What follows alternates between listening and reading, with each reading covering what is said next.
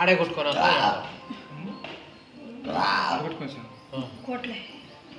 నీళ్ళు పడితే సాప నిండా తడిచింది.